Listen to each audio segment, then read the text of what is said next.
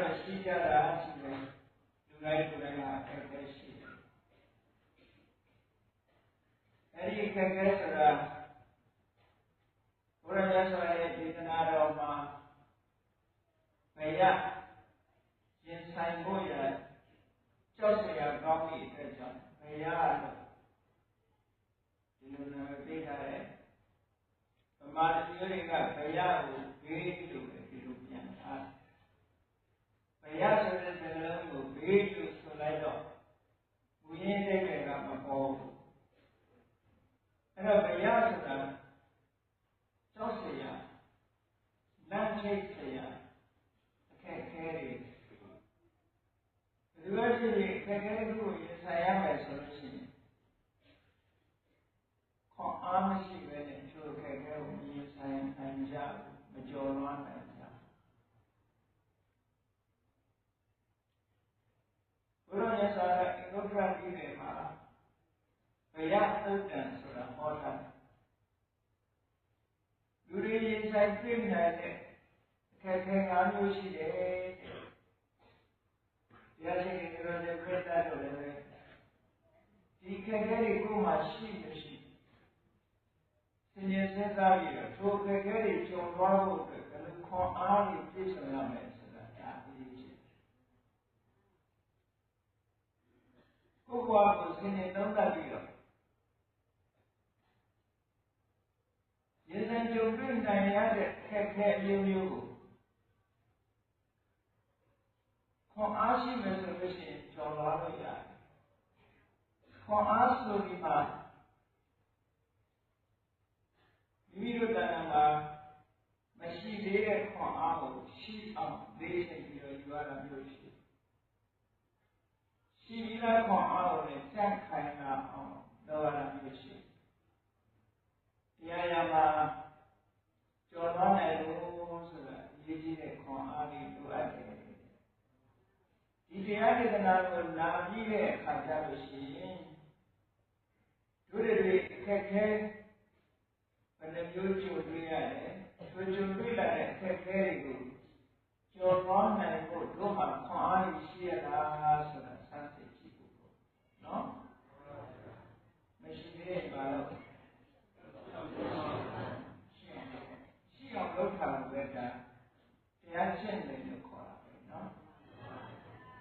ဓမ္မဆိုတဲ့စကားလုံးကဘုရားမှာတကယ်ဖြစ်လိုက်တဲ့အရာကိုမရှိသေးတဲ့အရာကိုရှိအောင်လုပ်သာဝေလိုပြောလို့ရှိရင်ဘာဝနာလို့ခေါ်တဲ့စကားလုံးတစ်ခုရှိဘာဝနာကမ္မထံစီးတဲ့နယ်လို့ပမာရီပြောတယ်ဘာဝနာဆိုတာမဖြစ်သေးတာကိုဖြစ်အောင်လုပ်ခြင်းဖြစ်ပြီးတာကိုတိုးတက်အောင်လုပ်ခြင်းလို့ဒီလိုလေးရရတယ်နော်စိတ်ကအင်အားတွေနဲ့ပတ်သက်ပြီးမရှိသေးဘူးဆိုရှိအောင်လုပ်အောင်ရှိပြီးလို့ရှိရင်လည်းပို့ပြီးတော့ပြေးလာအောင်ကြိုးစားဒါပို့လို့ရမယ်လို့အဲ့တော့လူ့ဘဝရောက်လာပြီဆိုလို့ရှိရင်ဒီခွန်အားတွေဒီတိုင်းမရလေးရအောင်လုပ်ဖို့ရပြီးလို့ရှိရင်ကြီးထွားတဲ့ခွန်အားတွေရဖို့ကိုယ်တိုင်မှာရှိနေဖို့ဒီတိုင်းကြိုးစားအဲ့လိုမကြိုးစားဘူးဆိုလို့ရှိရင်အခက်ခဲတဲ့မှာမြုပ်သွားနိုင်တယ်ဟုတ်ကဲ့အခက်ခဲကိုမကျော်လွှားနိုင်လို့ရှိရင်အခက်ခဲတဲ့မှာမြုပ်ပြီးတော့လက်မြောက်ရှုံးပေးရတဲ့အနေအထားမျိုးရောက်သွားလူတွေမှာအင်္ဂုတ္တဘာဝကိုအတိခွန်အားရရှိသူတို့တိုးမြင့်ပြီးတော့မထားဘူးဆိုထိုခွင့်အားတွေအခက်ခဲတွေကိုကျော်လွှားနိုင်အောင်စွမ်းအားမထက်ဘူးစွမ်းအားထက်အောင်ကိုယ်လေးချင်းပြရမယ်တဲ့ဒီလေလောကမှာသူတွေအပြည့်ပြိုင်တဲ့လူတွေနဲ့လေ့ကျင့်ရတာပဲ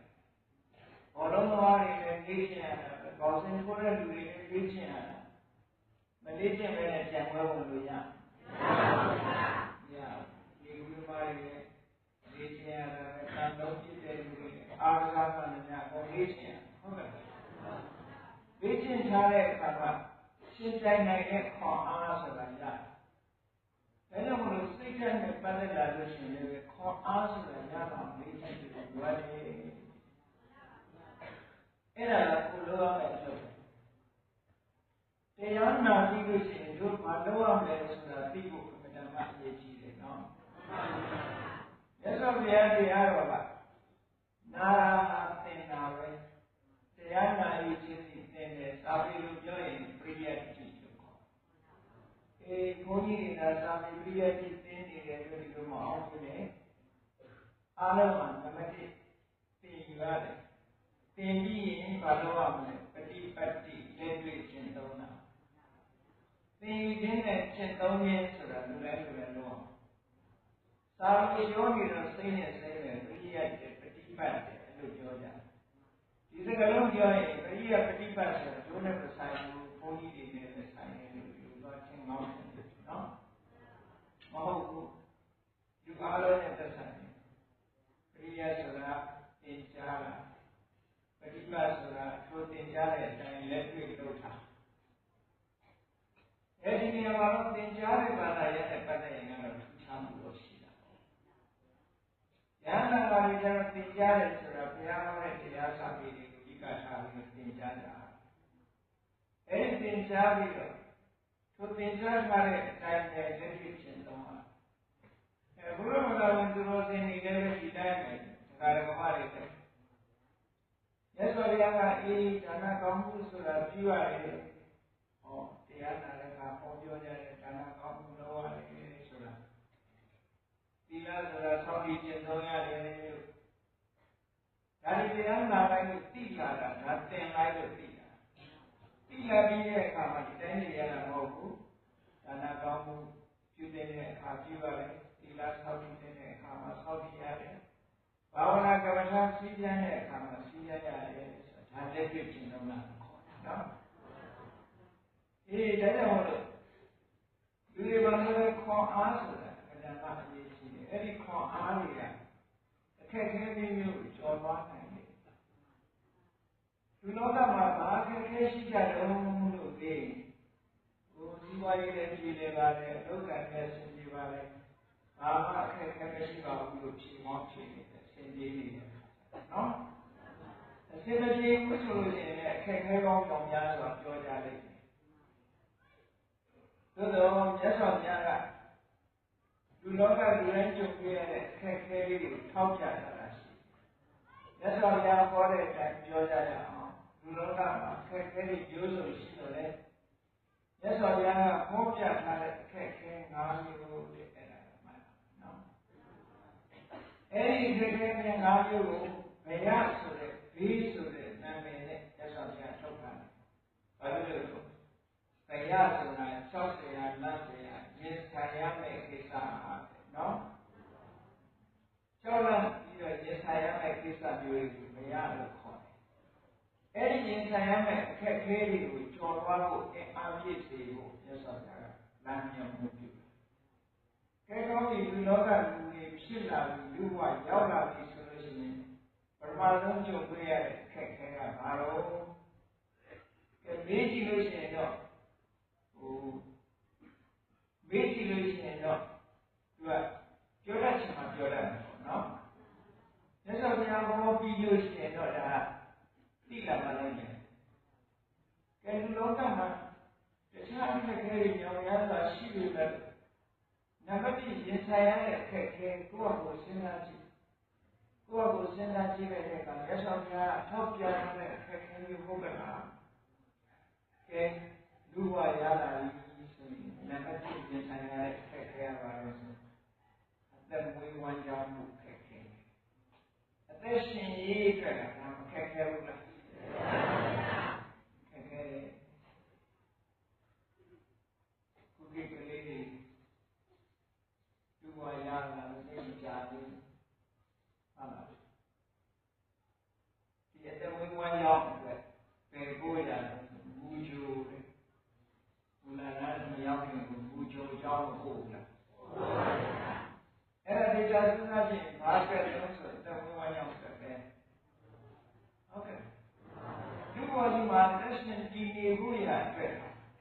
ပညာမရှိရင်ဖြစ်ဘူးလေပညာမရှိရင်ဖြစ်လို့ဒါကြောင့်မလို့ကလေးဒီဘဝရောက်လာတဲ့တရားနဲ့စဉ်းစားပြီးဒီပါစဉ်းစားပြီးတော့ဘူဂျိုကြောင်းဆိုပညာ ညာသင်ပေးဖို့ဝိဇ္ဇာကြောင့်ပို့တာဘာအတွက်ပို့တာလဲဆိုတော့တက်လို့ဝမ်းကြောင်းလို့ပို့တာ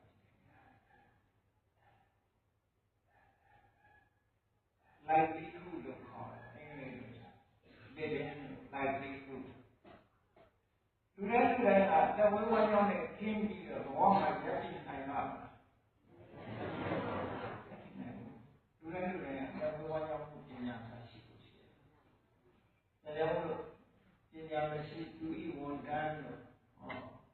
ပညာရှိရဆိုထားတယ်ဒါကြောင့်လို့ပညာရှိဖို့ရအတွက်ငယ်ရွယ်တဲ့အချိန်ကလူ့ဘဝရဟနာမျိုးနဲ့မပြီးဘူး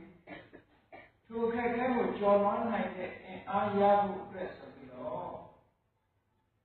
ငယ်စဉ်ကတည်းကကြောင်းထားဘူလာရမမီနေဘူချိုကြောင်းဘူလာရရှင်းရောက်လာတဲ့အခါကျတော့ဘူလာရကြောင်းထားကြောင်းထားရုံနဲ့မလုံလောက်လို့ဘာဖြစ်လဲကြောင်းကနေကျူရှင်ခုကိစ္စပိုးတော်မှညာနေဟုတ်ကဲ့ဘုန်းကြီးတို့ဒီနေ့ကနေတော့ကာတွန်းဆွဲတာနေတယ်ခုကိကလေးတွေဘဝကိုပြုပေါ်တာကလေးတွေကနောက်ကကျောဘုတ်ကလေးကျောဘုတ်ကလေးကိုပို့ပြီးတော့ကုန်းနဲ့သွားနေတဲ့ပုံလေးရေးထားကျောင်းသားကလေးတွေပုံလေးကျောဘုတ်ကလေးမှာစာအုပ်တွေကအပြည့်အရွယ်နဲ့မလိုက်အောင်စာအုပ်တွေကအပြည့်ထည့်ထားတော့ကလေးတွေကအဲကျောဘုတ်ကလေးကိုပြောပြီးတော့ကျောင်းသွားအဲ့ဒီပုံလေးရေးထားပြီးတော့အောက်ကစာရန်လေးပါတို့လာလို့ဒီကလေးဘာပစ္စည်းလို့ထမ်းဖို့ခိုင်းတာလို့နဲ့အောက်ကရေးထားဒီဟုတ်တယ်ကတော့လက်ခုလေးကလေးတွေက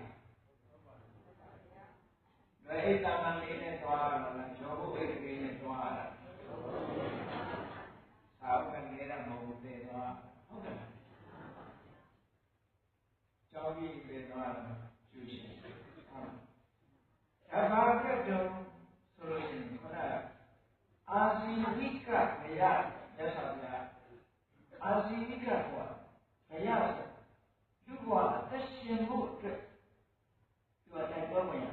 လူဘဝအသက်ရှင်ဖို့အတွက်ပညာတစ်ခုပဲရလို့ရှိရင်ဒီဟာတစ်ခုကြော်မှန်းနိုင်တယ်ဒါကြောင့်မို့လို့အဲ့ဒါအတွက်ပြင်ဆင်နေတာပေါ့အာဇီဝိကဘယအဲ့ဒီအာဇီဝိကဘယဆိုတဲ့နံပါတ်1ခက်ခဲတဲ့လူဘဝလူတွေပြင်ဆင်ရအရွယ်လေးရောက်လာတဲ့အခါကျတော့စီးပွားရှာကြတယ်ဟုတ်ကဲ့စီးပွားရှာကြရတယ်အလုပ်ကနေရှာကြရတယ်တခြားဝိလနဲ့နိုင်ငံတွေထွက်ခွာသွားပြီးတော့လည်းစီးပွားရှာကြရတယ်လူလောကဆိုတာဒီလက်လေးခုလို့ခေါ်တယ်အသက်မွေးဝမ်းကြောင်းအတွက်လူတွေနေ့စဉ်လှုပ်ရှားပြီးရုန်းကန်နေရတဲ့အနေအထားတစ်ခုကျေနပ်စရာလားပျော်စရာလားသို့မဟုတ်ကြောက်စရာလားလို့မြင်ကြောက်စရာပဲဒီထဲကနေပြီးတော့အစမပြေမှုတွေတော့မရှိဘူးကိုယ်ဆိုရင်ဒီဘဝရေးစမပြေလို့အလုံးလက်တွေဖြစ်ကုန်တာညာကဘာမှာပြောတာနော်ကဘာနိုင်ငံလေးဒီမှာကြောက်တဲ့အလုံးမရှိဘူးဆိုတာဘာအတိတ်လဲလို့ဆို no work no money အလုံးမရှိဘူးဆိုရင်ဘာလို့ဝေမရှိဘူးဝေမရတာပါလို့ no money no food စာမရှိဘူးဟုတ်ကဲ့အစာမရှိလူကရည်နေတော့လူဘဝလူတွေရက်ကြည့်နေရတာဒီလိုရှိဘုန်းကြီးတွေလည်းဒါဘုန်းကြီးတွေကျတော့ပစ္စည်းလေးပါလို့ခေါ်ကြတယ်လူတွေလည်းပစ္စည်းလေးပါပါပဲဘုန်းကြီးတွေကျတော့ပစ္စည်းလေးပါစတုပစ္စည်းပစ္စည်းလေးပါအတွက်ပူကြတယ်တကယ်ပြောမယ်ဆိုရင်အဲ့ဒီလေးခုကဘဝရက်ကြည့်ဖို့အတွက်ချက်လေးချက်လူတိုင်းကဘဝတစ်ခုရလာပြီဆိုလို့ရှိရင်ဒါနံပါတ်1စားစရာရှိတာနံပါတ်2ဝတ်စရာရှိတာနံပါတ်3နေစရာရှိတာစားစရာရဝတ်စရာရနေစရာရဘုန်းကြီးကတော့စားသင်္ကန်းကျောင်းလို့ပြောတာပေါ့စားဆိုတာစားစရာပေါ့သင်္ကန်းဆိုတာဘာလို့ဝတ်စရာကျောင်းဆိုတာဒါမရှိရင်ဘယ်သက်ရှင်နိုင်မှာလို့ သက်ရှင်လူတွေလည်းဒီတိုင်းပဲနာမည်လေးတွေပြောင်းသွားလူတွေလည်းစားစရာရှိရမယ်ဝတ်စရာရှိရမယ်နေစရာရှိရမယ်နောက်တစ်ခုကမကြမ်းမမာလို့ရှိရင်ကုသလို့စေဝါပေါ့ဒါလည်းပစ္စည်းတွေရောလည်းခေါ်တာနော်လူတွေအသက်ရှင်ရေးအတွက်ပစ္စည်းတွေပါပဲယဟန်တန်ခါတွေအသက်ရှင်ရေးအတွက်ကလည်းပစ္စည်းတွေပါပဲစားစရာဝတ်စရာနေစရာမကြမ်းမာရင်စေဝါရင်ဒီလေးခုမှာမပြည့်စုံဘူးဆိုရင်လူ့ဘဝဘယ်လိုလုပ်ပါမရည်တည်နိုင်ဘူးလက်ရှင်နိုင်ဘူးတဲ့ဒါကြောင့်လို့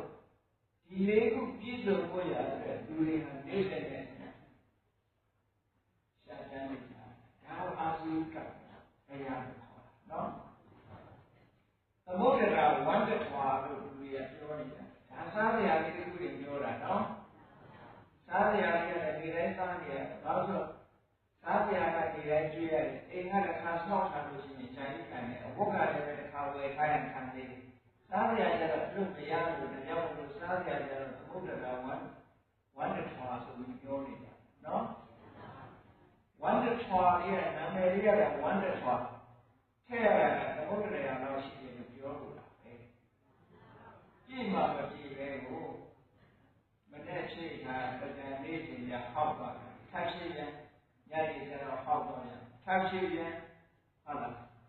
ကညနေဟောက်သွားညနေရင်းလို့တော့ထပ်ရှိပြန်ဖြည့်ရတယ်ဖြည့်လို့ကိုဒီနောက်တည့်မနဲ့အစောရင်းကဖြည့်ပြန်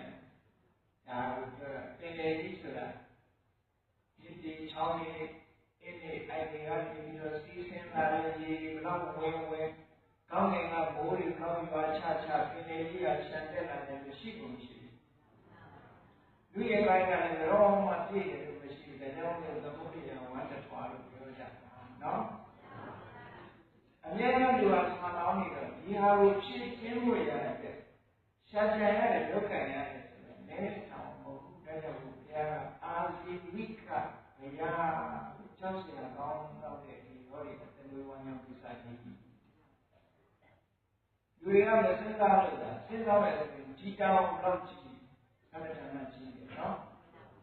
အသက်ရှင်ဖို့အတွက်စားစရာတစ်ခုနဲ့ပဲလုံးမရတာအများကြီး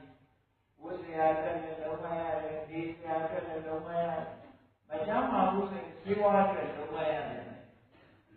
ခွန်အားမရှိဘူးဆိုလို့ရှိရင်ဒီခက်ခဲကြီးဘယ်လိုလုပ်ကြော်သွားမလို့လူတွေမှာခွန်အားရှိရမယ်အေးချင်တယ်ပေါ့ကိုယ်ကသွားနေကြတာဆိုတော့သိသိတာပေါ့မစင်လာလို့ရှိရင်သိပေါ့နော်သူတို့ဒီခက်ခဲကကျော်တော့ကိုခက်လာပြီဆိုလို့ရှိရင်ကျွတ်နိုင်ငံဒီမှာစာရည်တန်တက်ပြပြီးသိသွားတာတော့ရှိတယ်ဒီကြောင်မရှိလို့ယရိဥဒ္ဓတန်ကိုခံပြီးတော့သိသွားတာဗမာပြည်နဲ့အနည်းအိန္ဒိယနိုင်ငံကိုဆောင်းရည်ဆိုလို့ရှိရင်အိတ်လေးမရှိတဲ့ပုဂ္ဂိုလ်ဟုတ်လား homeless လို့ခေါ်အိမ်မရှိတဲ့ပုဂ္ဂိုလ်တွေနာမည်မှာလည်းဒီတိုင်းနဲ့ယန္တဥဒ္ဓအေးခံအောင်သိသွားတဲ့ပုဂ္ဂိုလ်တွေချမ်းအသက်ရှင်ဖို့တော့ခက်တယ်ကိုယ်လေးနဲ့ကိုပြည်လဲနေတဲ့ပုဂ္ဂိုလ်တွေကတော့ဒါကိုအခက်ခဲလို့မထင်ကြဘူးပေါ့ကမ္ဘာလုံးနဲ့ခြုံကြည့်မယ်ဆိုလို့ရှိရင်ခေါင်းအာဇီဝိကတရားကြောက်စရာကောင်းလားမကောင်းဘူးတကယ်ကြောက်စရာကောင်းနောက်ဆုံးမှာဘုလုံးနေတဲ့ပုဂ္ဂိုလ်တော်မှာပဲအေးတက်တက်တာနေရတယ်သိရှိဘူးဒီဟာအတွက်လုံးဝနေရတာမရှိဘူးနော်လုံးဝနေရတာစားရတဲ့လုံးဝရတယ်ဝတ်စရာအတွက်လုံးဝရတယ်ဒီစရာအတွက်လုံးဝဒီဒုတိယတွေကတော့ပြည်တယ်လို့အလို့ရှိလို့စားရလည်းမပူရဘူးလို့ပြောကြတယ်ဝတ်စရာလည်းမပူရဘူးနေစရာလည်းမပူရဘူးလို့ပြောအဲ့ဒီပြည်နေနေတဲ့ပုဂ္ဂိုလ်တွေကဟောဒီအတဝေးဝမ်းကြောင်းဆိုတဲ့အခက်အခဲကြီးတစ်ခုကိုကျော်လွှားနိုင်အောင်အင်အားရှိကျော်လွှားအင်အားမရှိဘူးဆိုရင်ကျော်လွှားနိုင်ဘူးအဲ့ဒါလို့ဟောဒီဘဝမှာရှင်းဥစွာလူသားတွေပထမဆုံးရှိရင်ဆိုင်တွေ့ရမယ့်အခက်အခဲကတော့အာဇီဝိကဘယအတဝေးဝမ်းကြောင်းအခက်အခဲပါ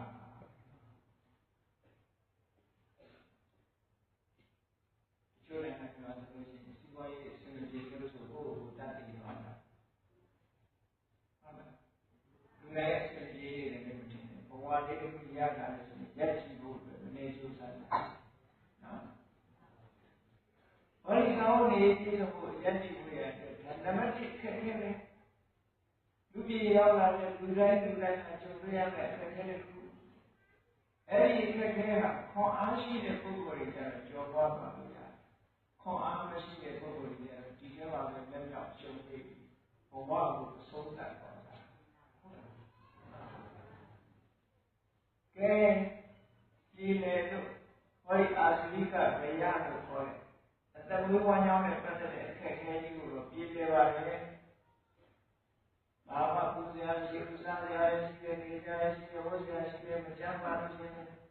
စီဝါအတွက်ကုန်ကြခံနိုင်တယ်လို့ဆိုတဲ့ပုဂ္ဂိုလ်တွေရှိမှရှိပါဒါဖြင့်အခက်အခဲကတော့နဲ့ပြီးသွားတာလို့ဆိုမပြီးသေးဘူးနောက်ထပ်ဒုတိယအခက်အခဲတဲ့လူတွေကပြန်ပြီးတော့ဒီအခက်အခဲတစ်ခုကိုကျော်လွှားနိုင်တာနဲ့ဒီလိုနဲ့နောက်ထပ်အခက်အခဲတစ်ခုကရှိနေပြန်တယ်နော်ကိုယ်ကိုသိချာစဉ်းစားကြည့်နောက်ထပ်ကြားလာမဲ့အခက်အခဲတစ်ခုမြတ်စွာဘုရားကဟောအတိလောကကိုရလူဆိုတဲ့နာမည်ကျက်မှာကြောက်ကြဒီနာမည်ကျက်မှာကြောက်နာမည်ကျက်သွားပြီဆိုလို့ရှိရင်စီးပွားရေးလုပ်လို့လည်းမရဘူးအလုပ်ကိုင်လည်းမရနိုင်ဘူးလူရတဲ့လည်းမရတော့ဘူးနာမည်ကျက်သွားတယ်ဒါကြောင့်မို့အတိလောကနာမည်ကျက်တဲ့ဟာကလည်းကြောက်စရာကြီးတစ်ခုစီးပွားရေးပြည်နေပြီးလို့ရှိရင်လည်းနာမည်မပြတ်အောင်နေကြရတာနော်နာမည်မပြတ်အောင်နေကြတခုခုကြောင့်နာမည်ပြတ်သွားလို့ဆိုလို့ရှိရင်ဆိုဖို့ကဒီအခက်အခဲကြီးကိုကျော်လွှားနိုင်မှာမဟုတ်တော့ဒါကြောင့်လို့နာမည်မပြတ်အောင်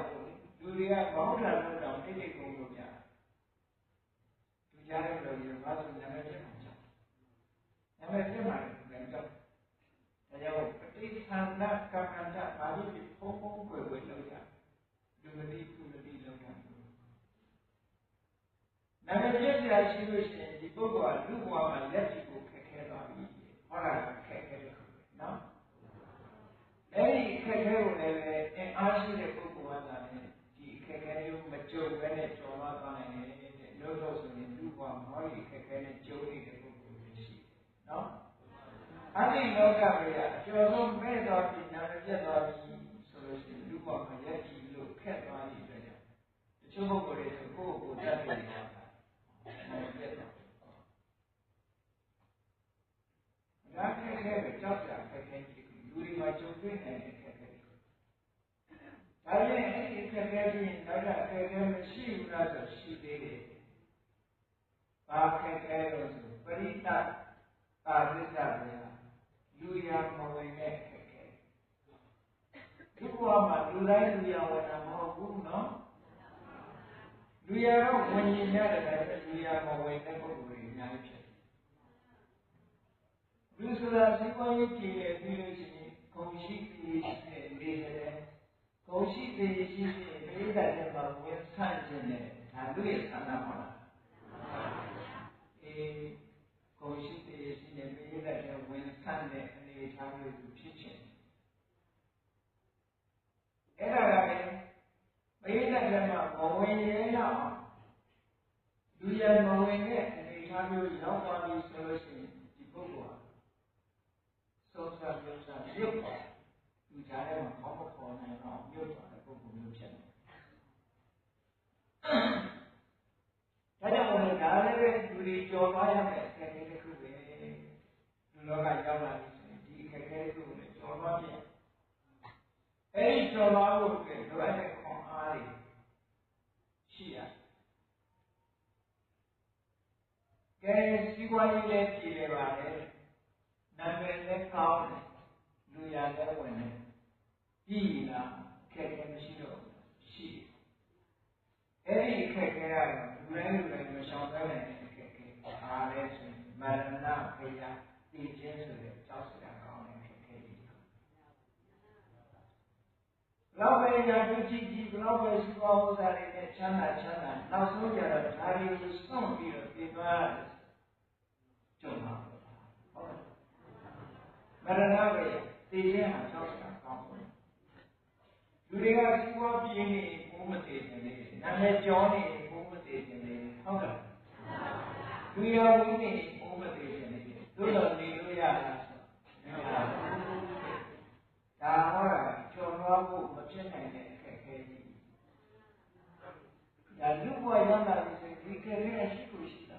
နော်အဲ့လိုကြောက်လန့်တဲ့ချာကျော်လွှားရမယ့်အခက်အခဲမျိုး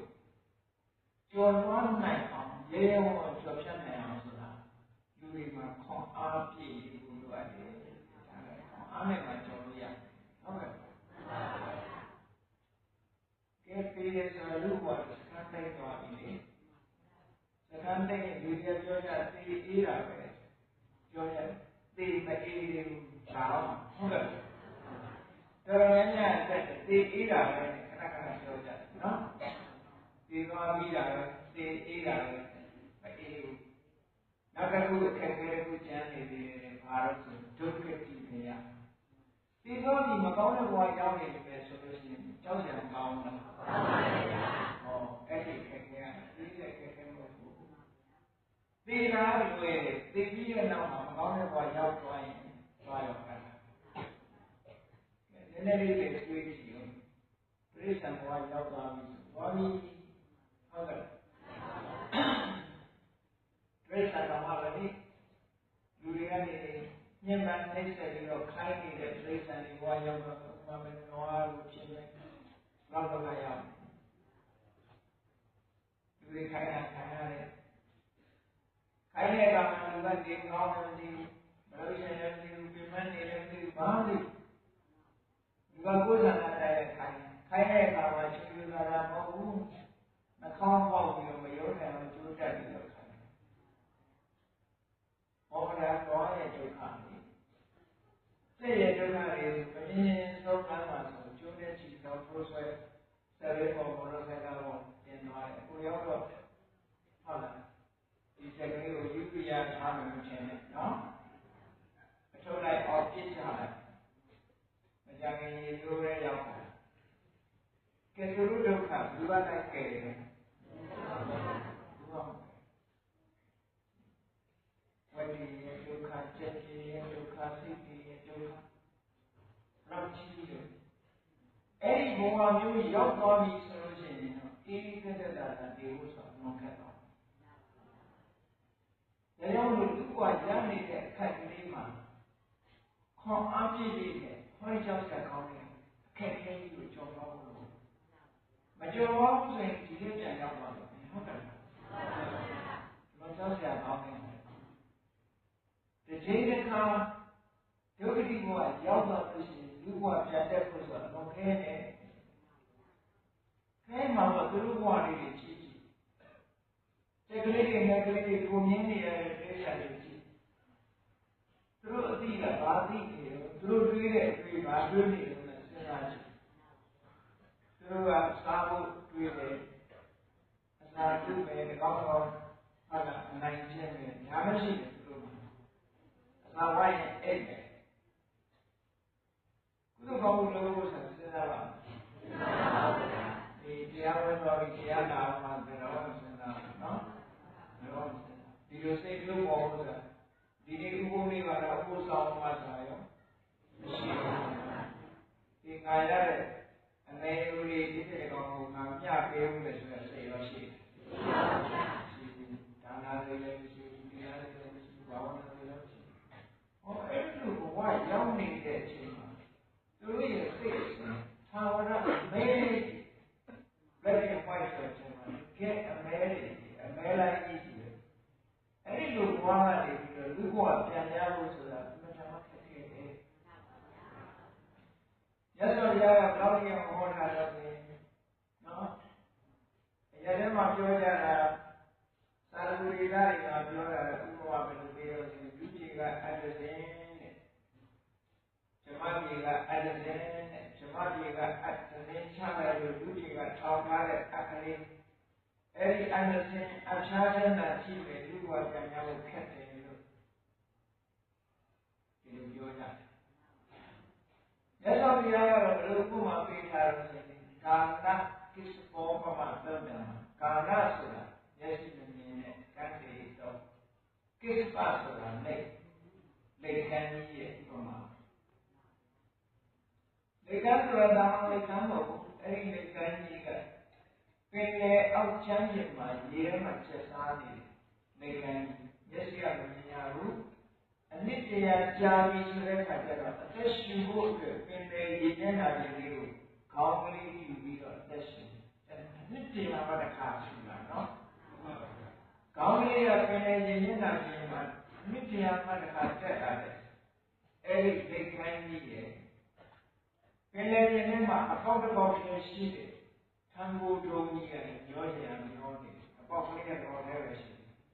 အဲဒီသံဃာတော်ကြီးကလည်းလိုက်ဖို့ရပြောကြရမျောနေတယ်လေကံကြီးကလည်းမြစ်တရားချာမှခေါင်းလေးရေမျက်နှာပြီးပြူတယ်အဲဒီလိုခေါင်းလေးပေါ်လိုက်တဲ့အချိန်နဲ့ခုနကပြောကြရမျောနေတဲ့သဘောကြီးရဲ့အပေါက်နဲ့ခေါင်းနဲ့အကြဆုပ်ပြီးဖို့ဆိုတာဘယ်လိုနည်းနဲ့မှဖြစ်နိုင်လဲရသော်ရာကအဲ့ဒါကမှဖြစ်အောင်မယ်တရိစ္ဆာန်ဘဝရောက်သွားငရဲတရိစ္ဆာန်ပြည့်တဲ့ဘဝရောက်သွားပြီးတဲ့နောက်လူဘဝပြန်ရောက်ဖို့ဆိုတာအဲ့ဒီတဲ့သာဝန်များတော့ခက်သေးတယ်ပေါ့နော်ကဲအဲ့ဒါဆိုကြောက်နိုင်တော့ဘူးလို့ပြောရတယ်မတူဘူးလားဒီလေအဲ့တော့ပြောနေတယ်နော်ဒါကဥယျာဉ်နဲ့တွေ့ပြီးတော့ပြောတာခုခေတ်လူတွေကပြောကြတယ်အောင်လေလူကြီးများတယ်လူကြီးတိုးတယ်သမော9000ကျော်သွားပြီဆိုတဲ့နေရာတွေဆိုရင် family planning ဆိုတဲ့လူကြီးကတ်ဖို့အစီအစဉ်တွေလုပ်ဟုတ်ကဲ့မိသားစုတွေစုမှာကလေးတယောက်ယူရမယ်လို့နှစ်ယောက်ယူရမယ်လို့ကတ်တယ်အတိတ်ကလူကြီးတော်နိုင်တိုင်းမရဘူးဆိုတဲ့နေရာ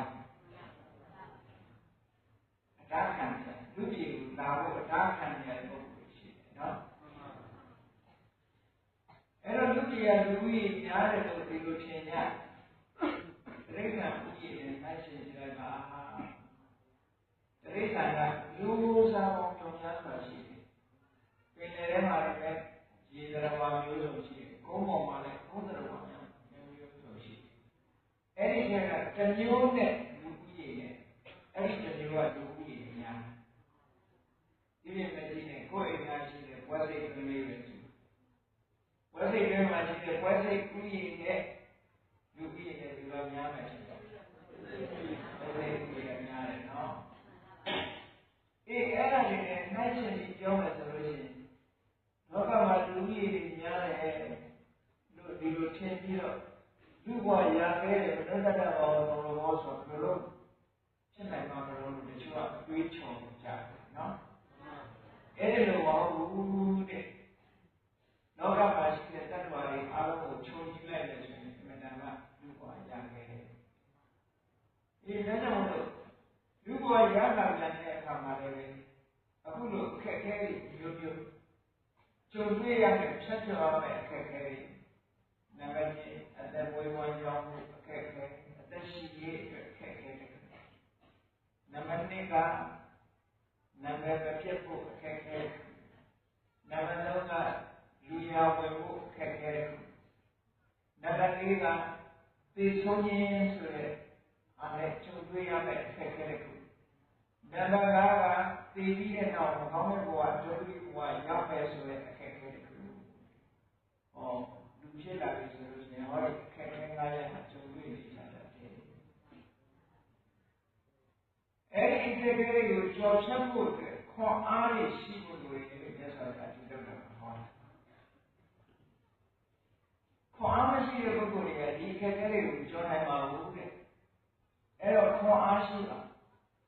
အခက်အခဲတွေပြီးဒါကမြတ်စွာဘုရားထောက်ပြတဲ့အခက်အခဲလူလောကမှာကိုယ်တိုင်ကြုံတွေ့ရတဲ့အခက်အခဲတွေကြီးတဲ့ပုံကောင်းဖို့လေဟုတ်လားဟုတ်လားဒီဝါရဲ့အခက်အခဲငွေကြီးမပြည့်တဲ့အခက်အခဲပြောရအောင်အဆင်မပြေတဲ့အခက်အခဲဟောအများကြီးရှိတော့အခက်အခဲတွေနော်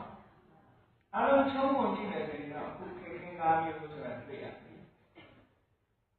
အဲ့ဒီအခက်အခဲတွေကိုကျော်လွှားနိုင်ဖို့ဆိုရယ်ခွန်အား၄ရပ်ရှိတယ်အဲ့ဒီခွန်အား၄ရပ်ကဘာတွေလို့ဆိုရင်နံပါတ်1ကပညာဗလအတိတ်ကဉာဏ်ပညာဆိုရယ်ခွန်အားပညာမရှိသူကြီးဝန်ထမ်းလို့ဆိုတယ်အသက်ဝေဝါကြောင့်မှုဆိုတဲ့အခက်အခဲကိုကျော်လွှားဖို့ရတဲ့ပညာသင်ကြားရတယ်ဆိုတာအဲ့ဒါပညာခွန်အားပဲပညာမတတ်လို့ရှိရင်အခက်အခဲပေါင်းများစွာကြုံနိုင်တယ်ဒါကြောင့်ပညာတတ်ပညာခွန်အားဆိုတာလူ့ဘဝလူရည်တွေရောက်လာလို့ရှိရင်ပညာတတ်ဖို့ကသိအရေးကြီးတာပညာဆိုတဲ့နေရာဒီနေရာမှာမြတ်စွာဘုရားကပညာကိုဘာလို့ဆိုလိုတာလဲဆိုလို့လုပ်တဲ့နာနဲ့မလုပ်တဲ့နာခွဲခြားပြီးတာပညာလို့ပြောတာဘယ်နေရာကပြင်လုပ်တဲ့နဲ့ဘယ်နေရာကမလုပ်တဲ့ဘူးဘယ်ဟာကပြင်ပြည့်ရှိတယ်ဘယ်ဟာကပြင်ပြည့်မရှိဘူးဒီတစ်ခုခွဲခြားပြီးဖို့အသိအရေးကြီးတယ်အဲ့ဒီကအခြေခံအားဖြင့်ဟောတဲ့ပညာကိုသိရဒီလောကီစီးပွားရေးနဲ့ကပ်လက်လာလို့ရှိရင်ကတော့ဒီအခြေခံပညာတဲ့ပို့ပြီးတော့အသက်မွေးဝမ်းကြောင်းပညာဆိုတာမျိုးလည်းလိုအပ်တယ်။ဒါပေမဲ့ဆောကြကတကယ်အရေးပါတဲ့အခြေခံအကျဆုံးကိုဟောတယ်။လုပ်တဲ့နာနဲ့မလုပ်တဲ့နာလူလောကမှာမလုပ်တဲ့နာနဲ့လုပ်တဲ့နာနဲ့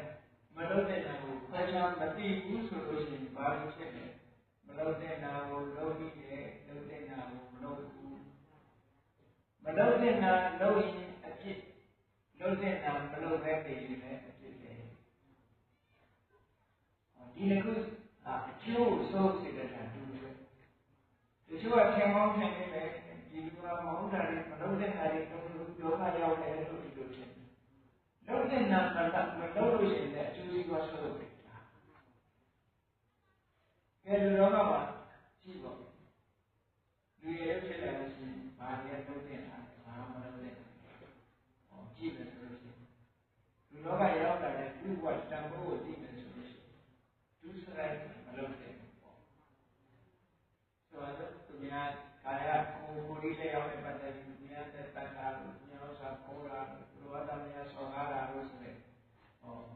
အခြေခံအကျဆုံးဒီဒုစရိုက်တွေကိုဒါမလုပ်တဲ့ဘူးလို့ပြော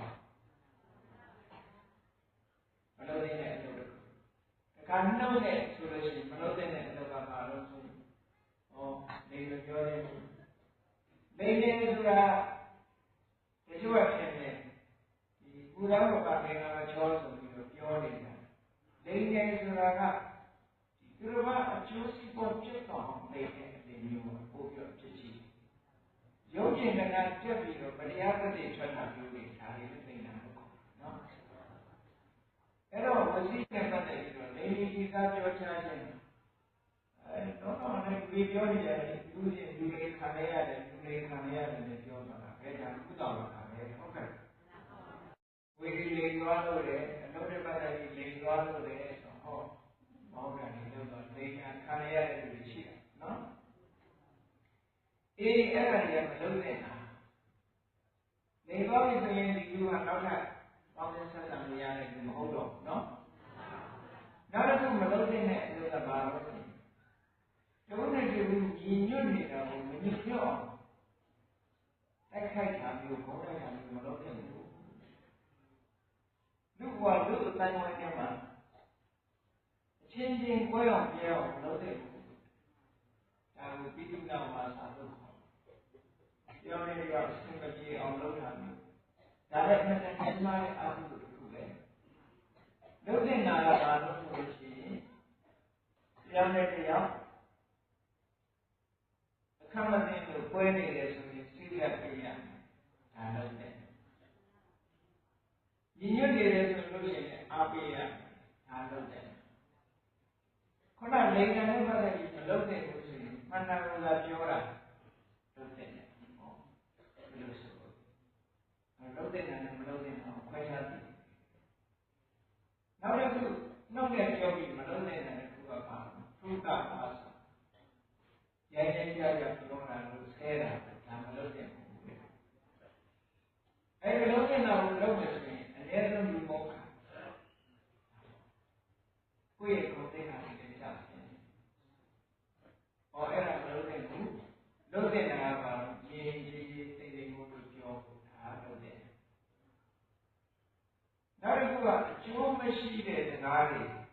မမှန်မကန်အကျိုးမရှိတဲ့စကားတွေကိုရှောက်ပြောတာအဲ့ဒါကသံဃာပါအဲ့ဒါကမလုပ်တဲ့ဘူးသူပြောတဲ့စကားတွေအကျိုးရှိတဲ့စကားပြောနေတဲ့အချိန်ပြောတဲ့စကားမျိုးမှန်ကန်တဲ့စကားမျိုးတွေဖြစ်နေတယ်အဲ့ဒါကလုပ်တဲ့နှုတ်နဲ့ပတ်သက်ပြီးတော့လူတွေကမလုပ်တဲ့နာနဲ့လုပ်တယ်လုပ်တဲ့နာနဲ့လုပ်ဘူးဒီနှစ်ခုဖြစ်ကာယကံနဲ့ပတ်သက်ပြီးတော့လည်းမလုပ်တဲ့နာကိုလုပ်တယ်လုပ်တဲ့နာကိုလုပ်ဘူးဆိုတယ်ဒါတွေကိုလုပ်တဲ့မလုပ်တဲ့ခွဲခြားပြီးတော့သိတဲ့အသိပညာမရှိဘူးဆိုရင်ခွန်အားမပြည့်တဲ့လူဘဝပဲနော်ခွန်အားမရှိတဲ့လူတွေပြောရမှာပဲဒုစရိုက်အလုံးလုံးနေတာကိုခွန်အားရှိတယ်လို့မဟုတ်ဘူးနဲ့ခွန်အားမရှိဘူး။ဘာခွန်အားမဲ့နေလို့ဆိုအသိပညာခွန်အားမဲ့နေသည့်အတွက်ကြောင့်ဒီဘဝတဏှာမြတ်မှာသူ့ကလေးဝေကာလေးရှင်ပြီးတော့ဒီဘဝကောင်းဒီဘဝနဲ့မချားခင်ဒီပုဂ္ဂိုလ်တဏှာမှာတော့သွားရောဖတ်ဆိုင်နေတယ်။ဟုတ်တယ်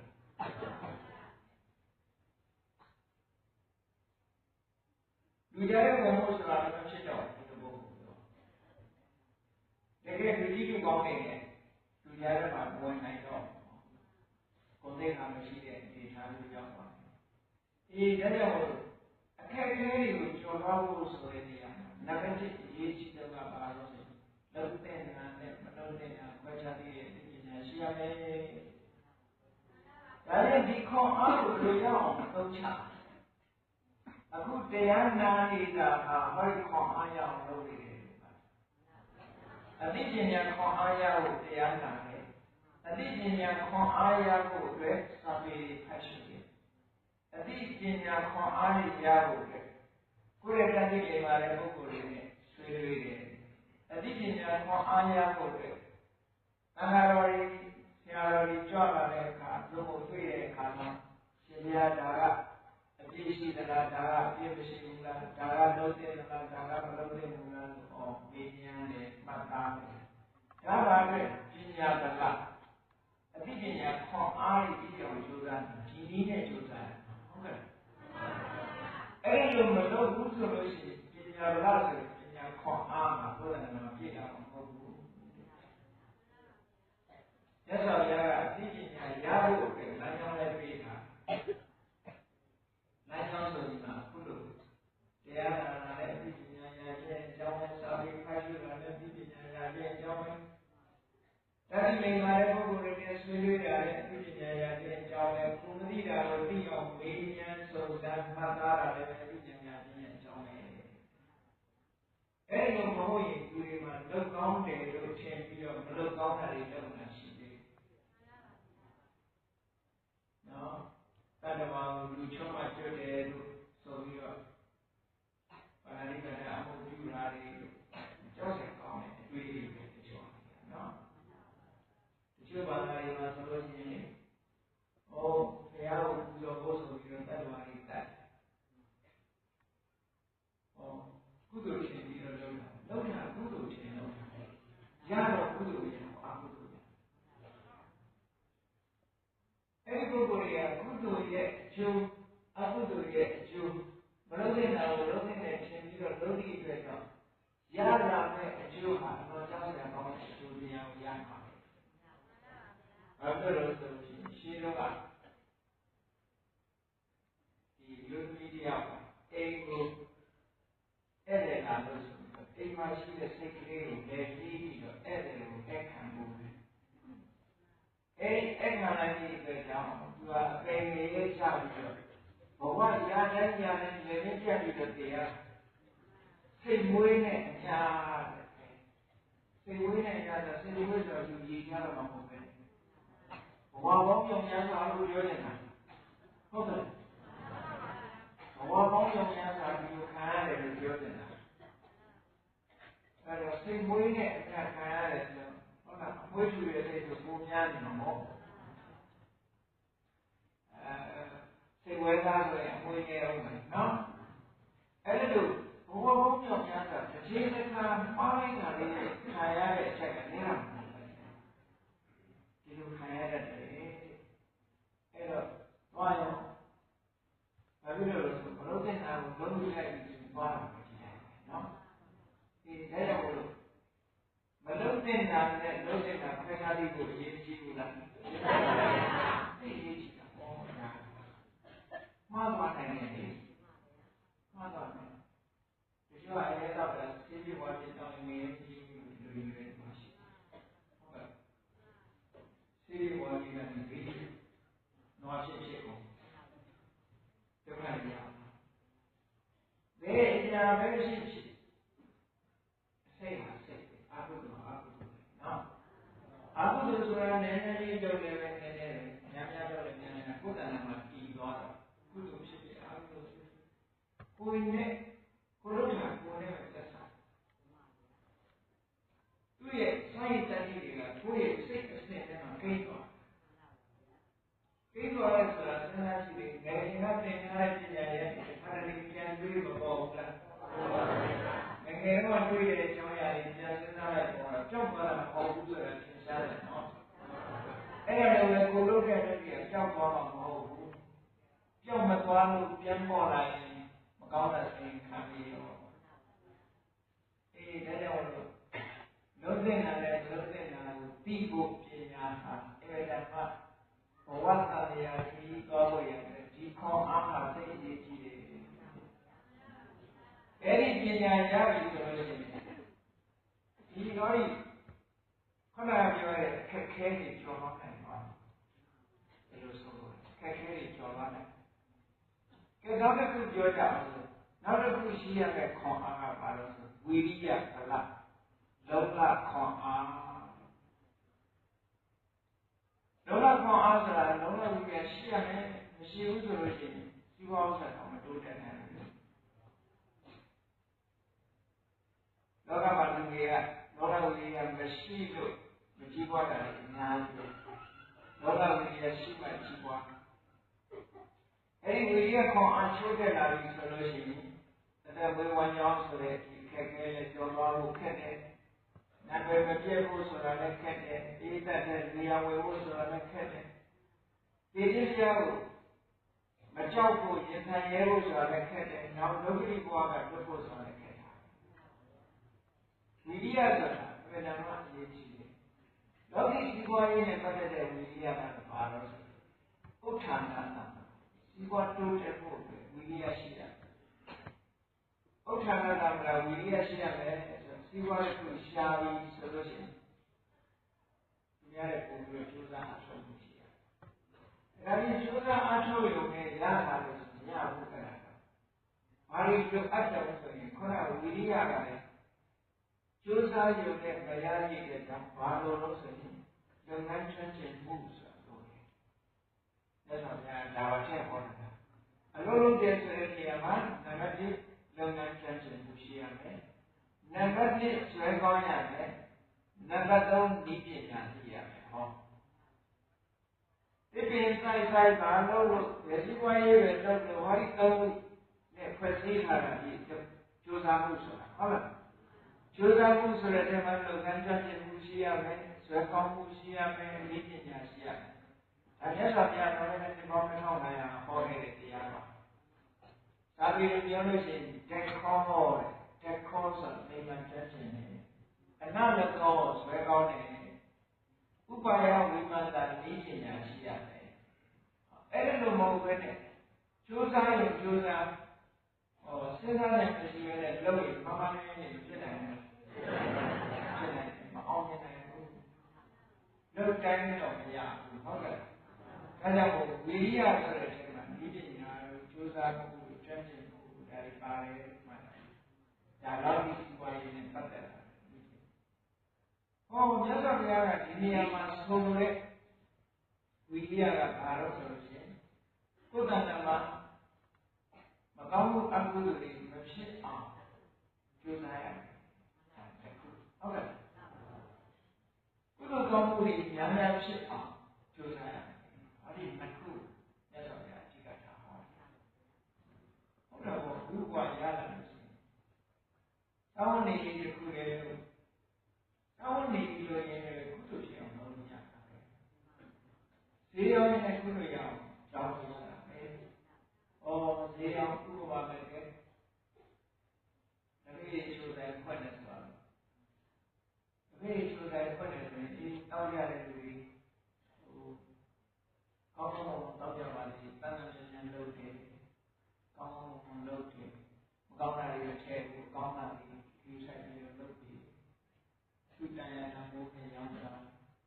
ဟုတ်ကဲ့ခွက်ကစားပြီးတန်တန်ရှင်းရှင်းစီးနေကြရတယ်တန်တန်ရှင်းရှင်းလုပ်တယ်ကိုတောက်တဲ့လူတွေကကျမရေးနဲ့ဖြစ်တယ်သူရဲ့ပြောရှင်မှုနဲ့ရမယ်တန်တန်လေးနဲ့တောက်အောင်မောင်းတာထည့်ဘူးနော်ဟိုရင်ကတော့ကြားလို့လိုက်တယ်တပည့်ချိုးတယ်ဒီမှာမလိုင်းဆိုတာလေးထည့်တယ်ဒါထည့်လို့ဆိုရင်ဒီကလေးသုံးတဲ့ tissue တွေကိုရေဖြောထည့်ဒီကလေး tissue ကြည့်လိုက်ရင်မလိုင်းလိုပဲပေါ့ဒီမှာကြောတယ်အဲ့ဒီလိုတွေမလုပ်ဘဲနဲ့တန်တန်တန်တန်ဟုတ်လားစေတနာနဲ့လုပ်လို့ရှိရင်ကုသိုလ်ရတယ်ဒါတော့ကြတဲ့လူတွေကောင်းပါလိမ့်ဆိုတဲ့စေတနာနဲ့လုပ်လို့ရှိရင်ကုသိုလ်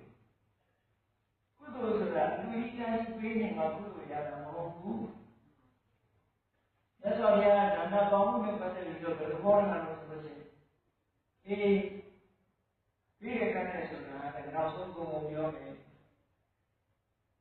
အိမ်မှာရှိတဲ့ကိုစားတဲ့ပကံပိုးခွက်စသည်ဖြည့်ရကြောတဲ့အခါပါလာတဲ့နှင်းရလေးသတ္တဝါတွေဒါလေးစားကြပါစေဆိုတဲ့စေတနာလေး intention လေးပေါ့စိတ်ရည်စူးချက်ကလေးထားပြီးတော့ဆွမ်းမယ်ဆိုရင်တော့ကုသိုလ်ရတယ်ကုသိုလ်ရအောင်ဆိုတာစိတ်ထားတတ်ဖို့ပဲအရေးကြီးတယ်ဟုတ်ကဲ့လားပေါ်ပြီးတော့ဖြစ်တာဒါမေတ္တာကာယမေတ္တာကိုခေါ်လက်သွားတဲ့ပုဂ္ဂိုလ်တွေခလို့မရှိစူးနေကြပါလေတဲ့ဆိုတဲ့မေတ္တာစေတနာနဲ့သတ်ရှင်းလုပ်သွားနော်ဒါလေးကကုသိုလ်ဆိုတာယူတတ်လို့ရှိရင်နေရာမှာရှိပါတယ်မယူတတ်ရင်တော့ကုသိုလ်မရနိုင်ဘူးယူတတ်ရင်ကုသိုလ်ရတယ်အဲ့တော့ကုသိုလ်ရအောင်ကျိုးပန်းအားထုတ်မှုစိတ်ထဲမှာစိတ်ရဲ့ကျိုးပန်းအားထုတ်မှုကိုယ်ရဲ့ကျိုးပန်းအားထုတ်မှုအများကြီးရှိနေလို့လိုအပ်တယ်အကုသိုလ်ကြတော့မဖြစ်အောင်ထိန်းသိမ်းဖို့လိုအပ်တယ်မြတ်စွာဘုရားမဂ္ဂင်ရှိပါမှာသမ္မာဝါယာမလို့ဟောတာဒီနေရာမှာသူကိလေသာတွေကလွတ်ပြီးတော့နိဗ္ဗာန်ရတဲ့အဆင့်တန်းထိအောင်မရောက်တော့မှပဲအခြေခံအားဖြင့်အကုသိုလ်တွေကမဖြစ်အောင်နေမယ်ဖြစ်လာလို့ရှိရင်ဖယ်ရှားနိုင်အောင်ကြိုးစားမယ်ဆိုတဲ့လောကဝိရိယမျိုးမရှိတယ်မလားရှိတယ်ဒါကြောင့်ဝိရိယဆိုတာဥပမာနဲ့စိတ်ဆိုးနေတယ်ဒေါသဖြစ်နေတယ်ဒေါသမဖြစ်အောင်အရင်ကသတိထားမယ်တယောက်နဲ့တယောက်ဆက်ဆံပေါင်းသိနေကြတဲ့အခါစိတ်မဆိုးမိတော့ထိတ်ထိတ်ထောက်အောင်ကြိုးစားရစိတ်မဆိုးမိအောင်ကြိုးစားရဒါဝိရိယတဲ့မတော်တဆစိတ်ဆိုးမိပြန်လို့ရှိရင်လည်းဉာဏ်ဉာဏ်စိတ်ဆိုးပြေအောင်ကြိုးစားဒါဝိရိယနောက်တစ်ခါကုသိုလ်မဖြစ်ဘူးသေးဘူးဆိုလို့ဖြစ်အောင်ကြိုးစားဖြစ်ပြီးလို့ရှိရင်ပို့ပြီးတော့ဒီကုသိုလ်စိတ်ကြီးတိုးလာအောင်ကြိုးစား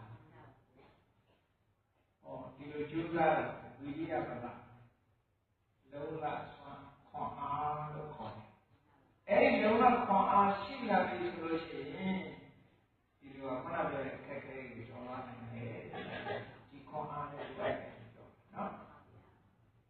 နောက်တစ်ခုလူတွေရှိရမယ့်ခွန်အားကဘာလို့လဲဒါအရေးကြီးတဲ့ခွန်အားကဘာအနဝိစ္စဗလာအပြစ်ကင်းတာကကြီးမားတဲ့ခွန်အားပြဖြစ်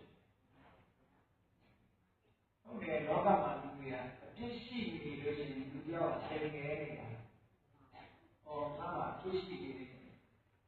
အပြစ်ရှိနေရင်ဘလောက်အာခံတဲ့ပုဂ္ဂိုလ်ပဲဖြစ်သူစိတ်ကတိတ်ငယ်သွားတယ်ဟုတ်တယ်ဒါကြောင့်အပြစ်ကင်းတဲ့ခွန်အားမှာအမှန်တမ်းအရေးကြီးတယ်အပြစ်ကင်းရမယ်အာရံမရှိကံမနောကဆိုတဲ့အပြစ်တွေတစ်ခုမှမကျူးလွန်နိုင်တဲ့အပြစ်ကင်းတဲ့ဘဝအပြစ်ကင်းတဲ့ခွန်အားကိုဒါကြတော့ဗာတဲ့တော့မလို့တတိနဲ့ကြည့်ရတယ်ကိုကတတိနဲ့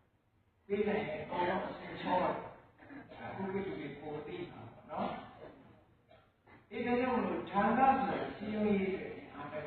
ခုကိုအတော့အောင်မြင်ဖို့ရတဲ့အတခုမြတ်စွာဘုရားဟောခဲ့တာနော်ဘုရားဟောတဲ့တရားတွေလူတွေရှိနေတဲ့ဉာဏ်မှန်းနေမှာပဲလောကမှာလူတွေမရှိတော့ဘူးဆိုရင်တော့ဒါလူဆိုတာမှုလုံးနဲ့ကဘာဥပ္ပါဒ်ဘုရားရဲ့တရားဒီကောင်းဆောင်လာတာလူဒီကနေ့တူတူပဲဟုတ်ကဲ့လူဆိုတာဒီတိုင်းရှိတယ်ဟောဒါကြောင့်လို့မြတ်စွာဘုရားကဒါနဆိုတာစီယုံရေးထဲမှာအရေးကြီးတဲ့ဟာတစ်ခုမိသားစုအချင်းချင်းတောင်မှပဲဒါနဆိုတာပါရတယ်သူတွေကဒါနဆိုရင်တော့ဘုန်းကြီးတွေထူတာလို့တော့လိုအောင်ပြင်နေကြတာဟုတ်ဒါနဆိုပြီးရတာနော်အဲ့ဒါအရေးကြီးတယ်နောက်တစ်ခုကဘာလို့ဆိုရင်ဒီလိုပေးတဲ့ကံတာနဲ့တန်ဖိုးထားတာရှိတယ်ဘာလို့ဆိုရင်ကြီးပြောတာကျင်နာတဲ့စကားမျိုးနဲ့ပြောတာပေယဝိဇ္ဇာလို့ခေါ်တယ်စကားပြောရင်ဘယ်တော့မှရဲရဲရဲရဲမပြောနဲ့သူတစ်ပါးခံတာတဲ့စကားလုံးသူတစ်ပါးခံတာတဲ့အတန်မျိုးနဲ့ပြောတယ်နည်းနည်းမာမာကြောက်ပြောလိုက်လို့ရှိရင်ပေးတာတဲ့သမင်းတို့ဒုတိယဆိုတာကြားလို့ခေါ်တာတချို့ကြရင်ကြီးပြောတာကိုတန်ဖို့ထားပေးတာတန်းတာကိုတန်ဖို့ထားဒါကြောင့်ရင်ကြီးမပြောဘူးခက်မာမာစကားပြောလိုက်တယ်ဆိုလို့ရှိရင်ကိုလူရဲ့စိတ်ထဲမှာရှိမေတ္တာခံပါတာအဲ့ဒါကြောင့်မေတ္တာဓာတ်မခံရအောင်အပြောဆိုနဲ့ပတ်သက်ပြီးတော့ရှင်းပြရမယ်ဒါစီဝေးနေမှာကဲဒါနဲ့အပြောနဲ့ပတ်သက်ပြီးတော့ဘုန်းကြီးတို့မြတ်စွာဘုရားကနေပြီးတော့လမ်းညွှန်ပူပြုထားတဲ့ချက်ကလေးဒီနေရာမှာမှတ်သားပြန်ရှိဒါလူလောကမှာလူတွေကစီယုံတာနဲ့နှုတ်တာကွဲကြပြဲကြတာနဲ့နှုတ်တာဟုတ်ကဲ့လူကဒီမှာပြောတယ်မတည့်ဖြစ်တာပြောတာပြောဆိုကြောင်းကိုလူတွေကကွဲကြပြဲကြတာများတယ်ပြောဆိုကြောင်းကိုပြတ်တာတက်တာများတယ်ဒါကြောင့်မို့ပြောဆိုနဲ့ပတ်သက်လာလို့ရှိရင်စိတ်ကြက်လေးလူထားအဲ့ဒါကိုမြတ်စွာဘုရားကခေါ်ရတာရှိတယ်ကာမေနဝက္ခာမိနောအကာမေနစကားပြောပြီးဆိုရင်ပြောတဲ့အချိန်မပြောတဲ့အချိန်မျိုးရှိအဲ့တော့ကိုယ့်ကိုစိတ်ကံကြောင်းရတာစကားကိုပြောတဲ့အချိန်မှာပဲပြောမယ်မပြောတဲ့အချိန်မှာမပြောဘူးတစ်ချက်ပါဒီသာသမီတော်မပြောတဲ့အချိန်တော့ပြောလို့ရှိရင်ညဘူးပြောတဲ့အချိန်တော့မညဥပမာလူတွေကောင်လူကြားတဲ့တော့ပြောနေရနော်ပြောတဲ့အချိန်မပြောတဲ့အချိန်ရွေးချယ်ပြီးစကားပြောရင်ပြောတဲ့အချိန်မှာပြောမယ်မပြောတဲ့အချိန်မပြောဘူးဒါတစ်ခုလိုက်တာပဲချက်မြတ်စွာဘုရားဟောတာနော်လူလောကမှာလည်းပြည့်စုံတော့နောက်တစ်ခုကဘာလို့ဆိုလို့ရှိရင်ဘူတေနဝက္ခာမိလောအဘူတေပြောပြီဆိုရင်မှန်တာပဲပြောမယ်ဟုတ်တာပဲပြောမယ်မဟုတ်တာမပြော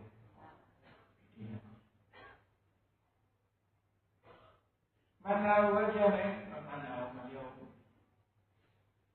နောက်တစ်ခုကဘာလို့လဲတန်နေနဝက္ခာမိနောပုတေနရင်းချင်းပြောမယ်ရဲရဲနဲ့မပြောဘူးစကားပြောရင်ရင်းချင်းပြောမယ်ရဲရဲနဲ့မပြောဘူးနောက်တစ်ခုကအထတန်နိတေတဝက္ခာမိနောအနတ္ထတန်နိတေတအကျိုးရှိတာကိုပြောမယ်အကျိုးမရှိတာကိုပြောမယ်နောက်ဆုံးအချက်ကဘာလို့လဲမေတ္တာစိတ်တာဝက္ခာမိနောဒေါသန္တရာမေတ္တာစိတ်နဲ့ပြောမယ်ဒေါသနဲ့မပြောဘူးစကားနဲ့ပတ်သက်ပြီးတော့ပေယဝိဇ္ဇာဆိုတဲ့အချက်နဲ့စီယုံရေးအတွက်သို့မဟုတ်လူမှုဆက်ဆံရေးကိုယ်နေတဲ့ဘဝဆက်ဆံနေတဲ့အချက်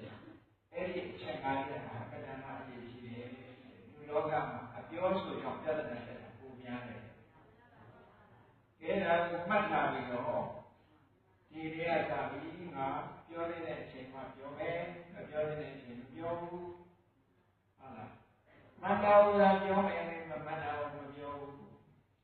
ရေးကြီးပြောမယ်ရဲရဲတိုက်တိုက်မပြောဘူးကျိုးရှိတာကိုပြောမယ်ကျိုးမရှိတာကိုမပြောဘူးမေတ္တာစိတ်နဲ့ပြောမယ်ဒေါသနဲ့မပြောဘူးအားလုံးပေါင်းလိုက်တဲ့အခါနားဘူးဒါလည်းပြည့်စုံတော့ပါတယ်နော်တရားနာတယ်ဆိုတာလက်တွေ့ကိုသုံးရမယ့်ဟာကိုပြောတရားမှာဗာတဲ့ဥပမာတူဆေးနဲ့လားလားယောဂဖြစ်လို့ရှိရင်ဆေးကလေးကောင်းရင်ထောင်တာယောဂပြောင်းပါမလားမပြောင်းဘူးဆေးဆိုတာတောက်ရင်ယောဂပြောင်းတယ်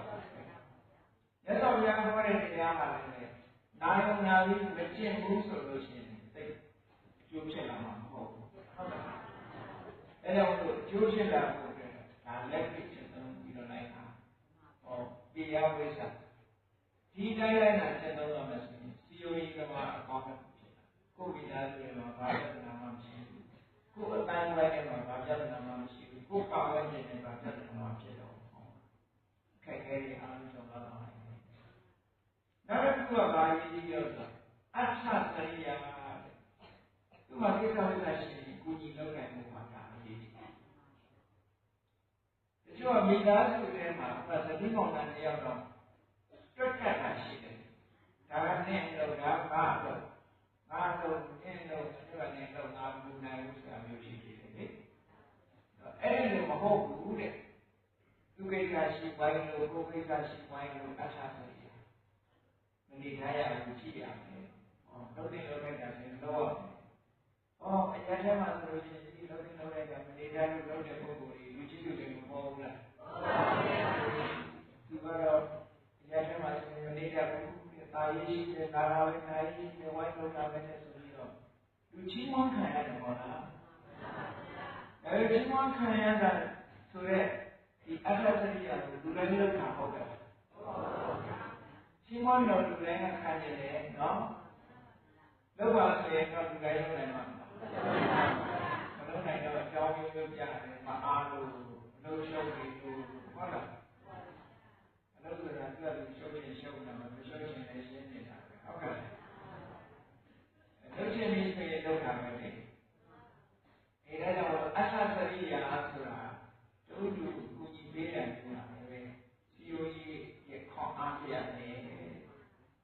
နောက်တစ်ခုအရေးကြီးတော့ကဘာလို့ဆိုလို့တမန်နဲ့တက်ဒီလိုမှထင်သေးအောက်တန်းသားလို့ဆက်ဆံကိုယ်နဲ့ကြမ်းဆက်ဆံလူကိုဥပမာနဲ့ကိုယ်တို့ပစ္စည်းရှိငါပစ္စည်းရှိငါကဆက်ဆံတယ်သူကဆက်ဆံတယ်အောက်တန်းသားလို့ပြောပြီးမဆက်ဆံသူကအလုပ်သမားငါကအလုပ်ရှင်အောက်တန်းသားပေါ့ပြီးအဲ့လိုမဆက်ဆံဟုတ်ကဲ့တန်းလို့ထားပြီးဆက်ဆံနိုင်ရတယ်အဲ့လိုမျိုးဆက်ဆံနိုင်တာကိုတမန်တော်တာလို့ခေါ်တယ်။ကောင်းပြီအခုပြောတဲ့သင်္ကာရကစီဝီခွန်အားကိုရဝေရတယ်ဟောဒီအချက်လေးချက်ကိုနိုင်ရမှာလို့မြတ်စွာဘုရားဒါကိုသင်္ကဟဝတ္ထုတရား၄ပါးလို့လည်းခေါ်တယ်။သင်္ကဟဝတ္ထုစီယုံခြင်းရဲ့ကောင်းကြောင်းတရား condition of organization condition for organization condition ဒါကတကယ်အရေးကြီးတယ် organization လို့ပြောရတယ်ဟောတာသိကြီးကြီးတဲ့အချက်တွေလို့ပြောတယ်ဒါကတော့မြတ်စွာဘုရားတစ်ထက်ကဟဋ္ဌကလို့ခေါ်တယ်အာရဝီကြီးကမင်းသားတယောက်ရှိအဲ့ဒီမင်းသားတွေကဟဋ္ဌကဆိုတာမြန်မာလိုပြန်တယ်ဆိုရင်လက်ပြောင်းမင်းသားလို့ပြောမှာပေါ့ပထမဆုံးကသူကလူလက်ထဲရောက်သွားလူအာရဝလူကြီးကိုစားဖို့သွားဆက်ခံတယ်မင်းသားလေးအာရဝလူကြီးကမြတ်စွာဘုရားတရားနာလို့သောတာပန်ဖြစ်သွားတဲ့အခါကျတော့အဲ့ဒီလူမင်းသားလေးကိုလက်ခံပြီးတော့မစားတော့ဘုရားလက်ထဲထည့်လိုက်တာအဲ့ဒါကြောင့်လို့သွားသတ္ထကလို့ခေါ်တာဘလူလက်ကနေဘုရားလက်ရောက်သွားတယ်မင်းသားလေးအဲ့ဒီမင်းသားလေးကတက်ကြီးတဲ့အခါကျတော့ဒီလိုရောက်လာတဲ့အခါကျတော့ဘုရားတရားကကိုယ်ပဲဥပဒနာသူ့ရဲ့ခြံရံ900ရှိအဲ့ဒီ900ထဲမှာသူကသေဆိုသေရှင်ဆိုရှင်တော့ဆိုတာမျိုးလို့တခါနဲ့ထွက်ပြီးသူ့ကိုသိသိစားကြတယ်ဆိုတော့မြတ်စွာဘုရားကသူ့ကိုမေးတယ်ဟဋ္ဌကာတဲ့မင်းပိဋကကတည်းကကြည့်ရတာပဲ